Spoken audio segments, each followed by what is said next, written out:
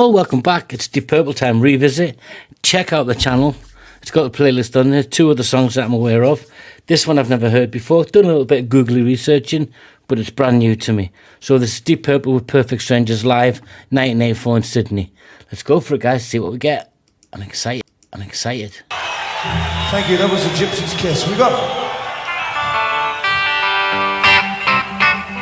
This is the title track of our new album.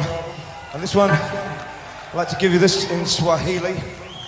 And the way this is said in Swahili, it's very difficult. It's called, in Swahili they say, Perfect Strangers. Thank you.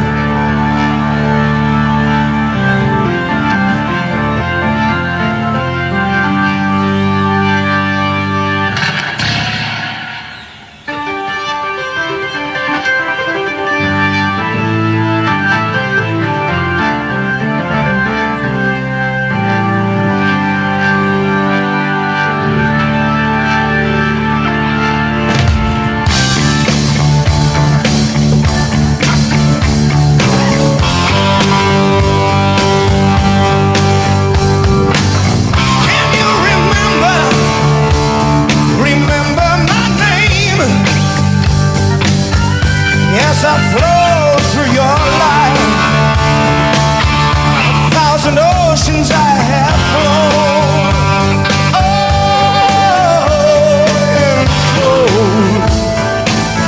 and spirits alive. Oh,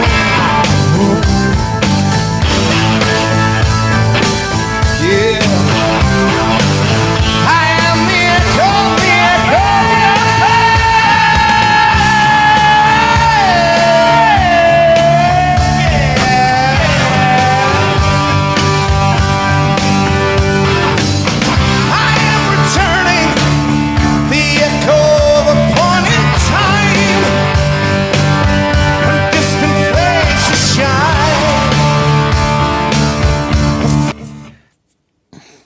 You know, I must admit, I'm not a Deep Purple aficionado. I couldn't claim to know a lot about the band. I know about individual members, Blackmore and Gillan and Pace and Lord, Glover. They've all appeared in different bands and different outcomes as producers, songwriters, brilliant guitarists. But when you hear that organ, if it's the Hammond B3 organ, guys, let me know, Deep Purple fans. That's the only one I'm aware of that springs to mind. I think maybe Yes used the same. I'm not sure. Rick Wakeman did. I don't know. But you hear that opening, and I don't know what the Swahili thing was. There must be something contextual at the time in '84. Yeah, Purple fans, let me know what was going on there. If there's a reason, or if it was just off the cuff. The song, I can come to the lyrics later because I can. Can you remember my name? All my life I'm the echo of your past.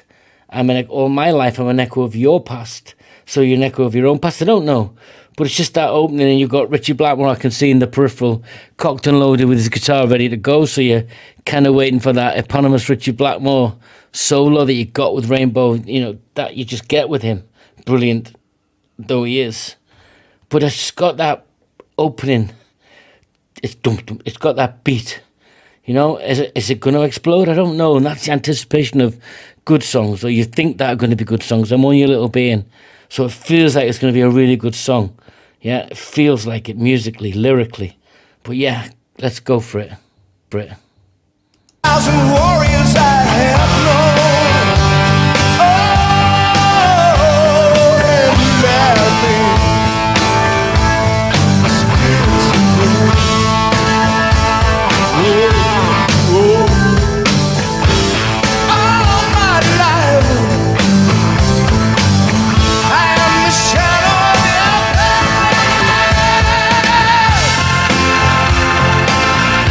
If you hear me talking on the wind, you've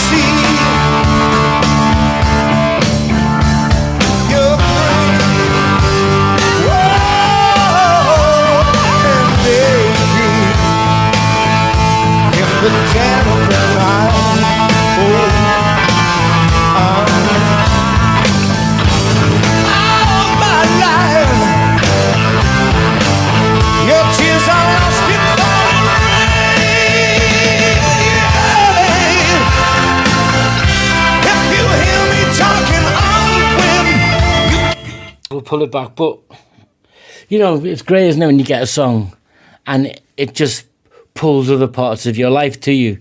When I heard the Hammond organ, I remember, I don't know if any Brits out there, so when I was 11 or 12, you had the Hammer House of Horrors movie night on a Monday night, so that was what, 45 years ago? And that organ just reminded me, and Fright Night, the movie, you know, dun, dun, dun, you get that whole what's going to hit you. And I guess that's what they're doing. They're introducing that deep, dark sound. And instantly there's a horror movie flashing into my mind.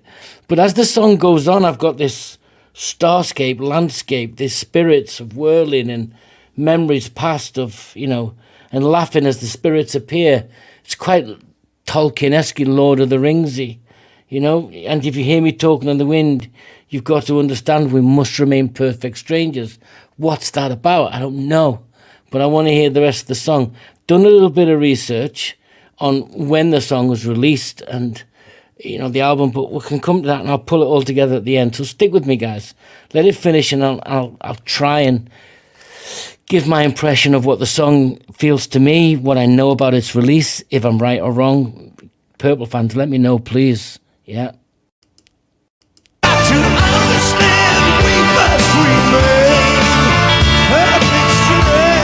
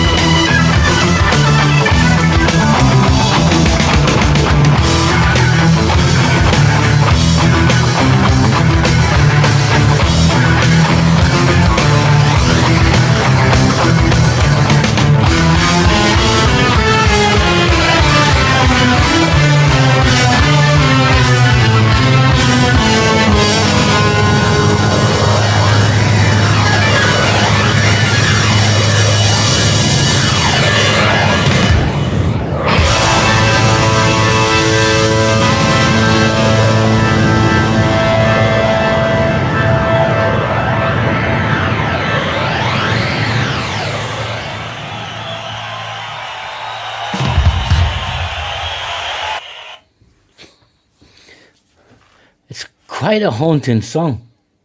Now, from what I know and what I've read, so everything you read online isn't true. Ooh, I wonder why. Purple fans tell me, but this was the 9th album they'd released 8 years after the band had disbanded, and this was the Mark II lineup. So I don't know if this Perfect Strangers is talking about all the whirling communication and musical connections they've had with each other. They've come to this. And moving forward, the past can't be the present, if that makes sense. I know I must remain in this silent well of sorrow. Well, the Book of Sorrows, no. Is there a literary thing going on here? Is this reference to a story, Tolkien-esque? I don't know.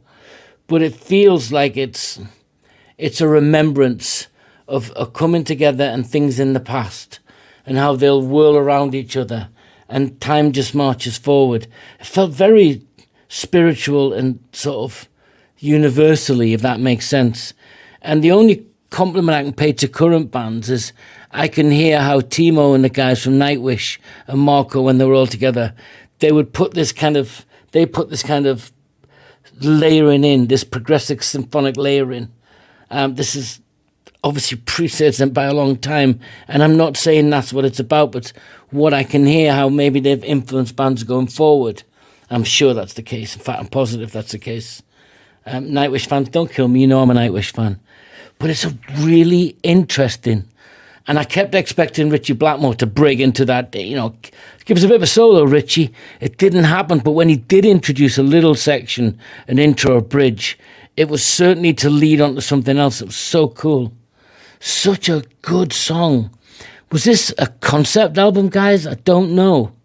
I don't spend hours researching because I'm reacting. I'm not a musical critic. I'm not telling you when this released and it sold. I know they were successful on this tour. They did a tour in '86 in the US, I think, which outgrossed everybody with Bruce Springsteen after the release of this album. It was the only album that went platinum in the UK, I think.